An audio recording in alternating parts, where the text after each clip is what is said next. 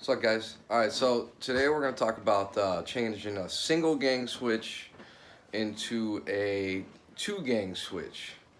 And basically what that's going to mean is, I'll show you. We are going to turn this right here into this right here. And we're going to do that with, punk, man, get out of my video.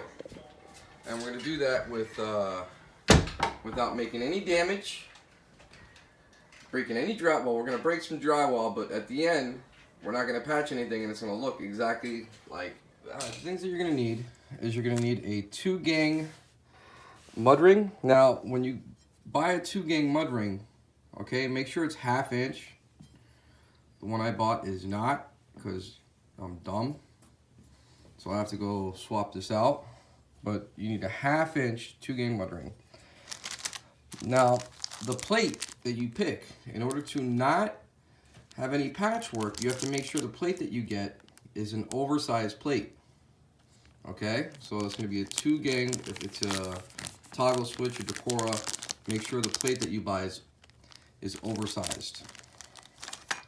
Whatever switch that you're going to be using, I'm putting LED in. So if you go to Home Depot, you got to make sure at Home Depot they have these 3 on it, so it's compatible with LED. Okay, make sure you don't get electrocuted. This is handy. Okay, not necessary, but handy. This is a volt tester, screwdriver you'll need, keyhole saw or drywall saw, or you can use a Dremel. This is what I'm going to use. I don't want to make a big mess. Possibly wire nuts, you might not, depending on what exactly you're doing. And a pair of lineman pliers. So these are probably one of my favorite tools ever, besides that thing over there. All right, the first thing we're gonna do is we're gonna take off the plate. You know what? Better yet, you wanna make sure the power's off, okay? And if you don't have any meters or anything like that, the best way to do that is to turn the light on, leave it on, go downstairs or wherever you gotta go, where your breaker panel is, turn off some breakers. When you come back upstairs, if the light is off, then you know there's no power going to this switch. If you have multiple switches, well, this is not what this is about. So yeah, then you know the power's off. All right, so we're gonna take this out real quick. I'm gonna show everything that I'm doing, so if you wanna skip some parts, fine, because I know when I watch some videos, they skip parts that they think is obvious, but it's not obvious to me. Okay, another thing. When you go to take a plate off, okay, you want to make sure that you don't mess up any existing paint. I don't have to worry about that because it's not really whatever, but before you ever take off any plates, you always score with a knife, a razor knife. You'll take a razor knife, go just alongside of here, just to make sure when you take this plate off, you don't rip a piece of paint off of it and then you're all mad. All right, so the next thing you're gonna do, what the hell is this? Look what they did. What? This thing is, I need a razor knife. So apparently you may need a razor knife in order to do this. So especially if you're gonna cut the plate off, or if you're gonna, if you have a switch that's painted in like this. So, hold on. I'm gonna attempt to cut this out without messing up paint. I don't really have to worry about paint left and right. I have to worry about paint up and down. And I know where this little tab does this right here, so I don't want to. Oh, there it is. I don't want to kill it. Well, I don't want to mess up the paint. I know where it is, so. Alright, so now that this is exposed, we'll go ahead and take the switch out. So this switch will come out. Again, when you take the switch out again, you might have to cut around just like I did. If it's not painted in, just to make sure it doesn't rip off any paint. You don't want to make more work for yourself. Obviously, this is very old, so I may have some surprises. Ooh, you popped it out. Okay, so I got it out without damaging too much. There we go. Okay, now, when you get this stuff out, hold on one second. When you get this stuff out, a lot of times just because you shut the power off doesn't mean there's more hot wires in there.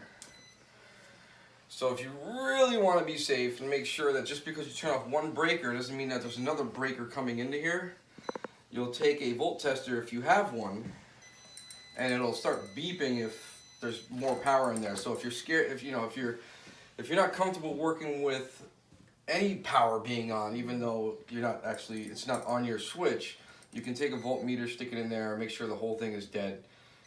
But basically, so after that, the next thing we're gonna do, now we have a mud, oh I do have, they did some, what? Okay, so apparently I do have drywall in this room. And then they put, this is not gonna be fun. So basically you wanna, there's a box behind here. It's called a 1900 box and it's 4 inches by 4 inches, okay? You wanna barely, and I'm talking about just barely, cut that thing out. So what you wanna do is you wanna go towards the middle here.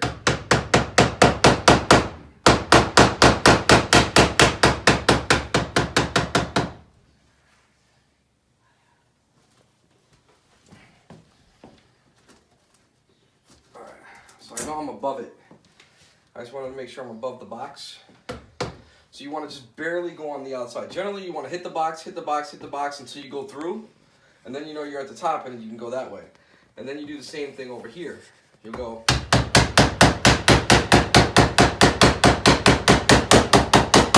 I'm hitting the box. So let me move it a little farther over. Go a little bit farther over.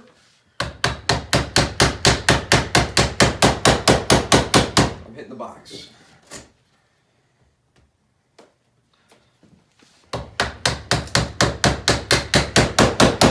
Hitting the box.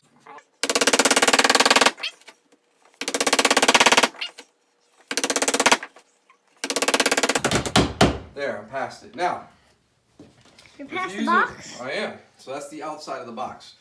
So, but if you're using a Dremel, what you'll do with a Dremel, it's a lot easier. You'll stick the Dremel in, okay? You'll go up, and when the Dremel drops in, you'll kind of push down, and you'll follow all the way around the box. That way, you're hitting the box the whole time in order to get your perfect outline. I'm doing it the hard way, just so if you don't have any tools, I do have a Dremel, but I wanted to do it the hard way to show that it can be done. I can feel the box. How can you feel it? Because I'm right next to it. I can hear it. Now, if you're smart, once you find one corner, I know this is a 4x4. So if I'm somewhat right, I will be right there. And I should be past the box. But just to be safe, we're going to go on the inside. I want to hit the box once.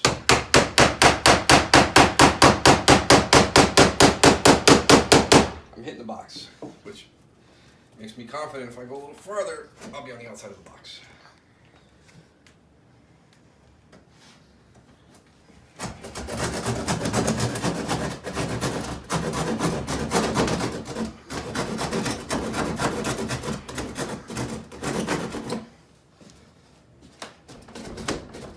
I want to see what's underneath here. Normally this is a lot easier. These are two tools I didn't mention in the beginning. I'm going to use a level and a tape measure. But like I said, normally it's a lot easier, but there's wood in the wall, so not cool. Even a Dremel is going to be a problem because if I start using a Dremel, I'm not going to be able to tell if I'm hitting the wood or if I'm hitting the plate. So this is the only real safe way of doing it without risking patching. So here we go. I know where the top is here. So what I'm going to do is I know where the 4-inch mark is over here, which is right there.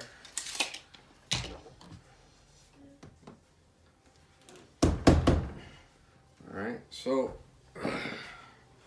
we are going to go ahead and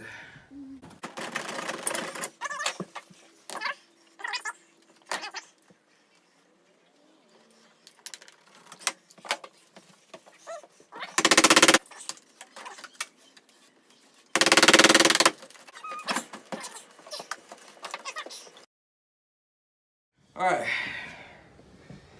So I've been knocking it out all the way around. This ridiculous. What? I scratched it, man. No. That's all right. I got this paint. Don't do that. All right, so. Can I put it back in the stand? No.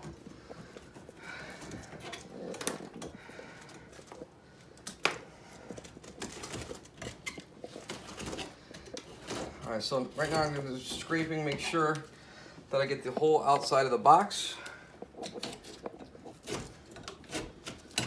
Get all this drywall out of here. Come over here.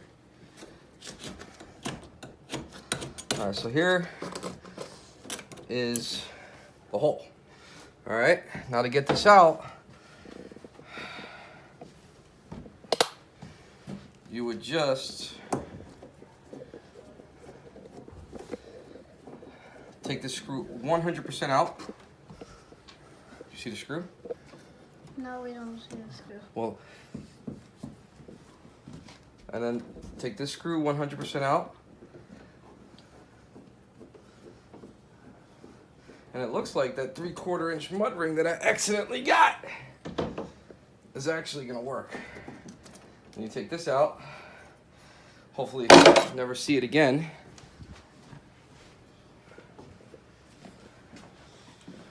Then I'm gonna go ahead and fix that a little later, but you'll take this, and it is gonna work. Stick it in there, and then put your 2 screws back in. All right. So that goes in. That goes in. All right, so now I have a 2-gang box. I still got a lot more work to do, but just to see if I did a good job or not, I am gonna take my oversized plate. And put it in. You see how that's gonna cover everything? Yeah. So basically, And then you're gonna put your things on. yep, I'm gonna. Your switches. That's right, but we gotta run some wires for our new cans. But so, all right. So normally this is not that hard to do. Normally you would just cut around the box as I did. Normally what would happen is you would find the outside, find the outside, find the outside in the 4 corners, and then cut down, cut down, cut down, cut down. Take the mud ring out, slap the new mud ring in. Seeing I have this paneling on here that's almost 1/4 inch thick, I literally had to beat the hell out of it in order to get the entire thing all the way around. But generally, it's cut around it, put the new mud ring on. I have to still do some wiring and stuff because I'm installing some cans. But you put the switches in and you put that on. Just a quick note about the switch. If you don't really need to do this with the switch because you're not really pushing on it. But especially for a receptacle, what you'd want to do is take some, because normally what happens, the switch pushes up against the drywall. Well, the drywall's not there anymore because we cut out a big hole. So now I can go in past the drywall. So if you take some wire and you coil it up, you know, just like 2 or 3 wraps, real small, because slide it on there like that. Okay. So when you screw it in, it stops just flush with the drywall above. So this is the finished product. There you go.